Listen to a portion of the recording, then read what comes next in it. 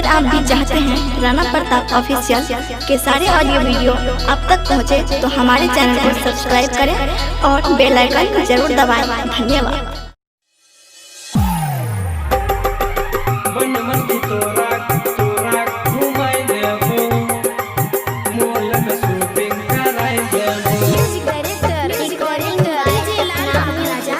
हमरा सरनिया दिलवा मिला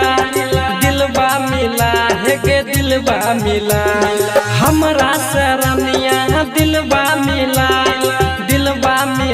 है के दिलवा मिला। कहबी तो सुपौल घुमाई देबो, मॉल में शॉपिंग कराई देबो। कहबी तो सुपौल घुमाई देबो, मॉल में शॉपिंग कराई देबो। हमरा सरनिया दिलवा मिला है के दिलवा मिला। हमरा सरनिया दिलवा मिला है के दिलवा मिला।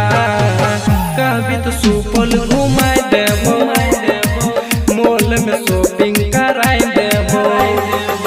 बन की तोरा घुमाई देबो, मॉल में शॉपिंग कराई देबो। बन की तोरा घुमाई देबो, मॉल में शॉपिंग कराई देबो।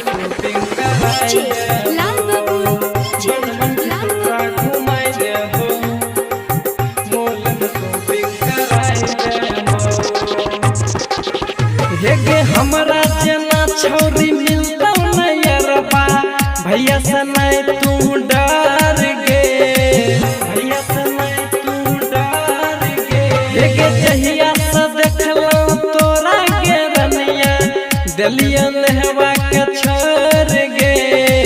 पायल झुमका सब कुछ देबो, मुरलीगंज में पेरा खुएबो। हमरा के रनिया यरवा बना अपन यरवा बना। कहबी तो सुपौल घुमाई देबो, मॉल में शॉपिंग कराई देबो।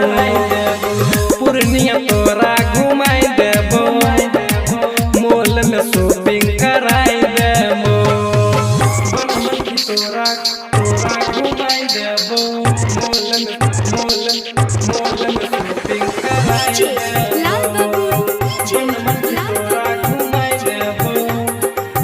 मॉल में शॉपिंग कराई देबो। हेगे सब कुछ छौरी पूरा हम करबो, कहै छियौ बात मान गे। हेगे सातो जन्म छौरी वादा निभैबो, बन जो हमर जान गे।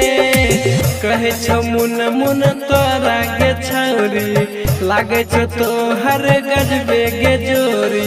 राइटर जीतू के पिया बना, जिया जुरा गे पिया बना। मधेपुरा तो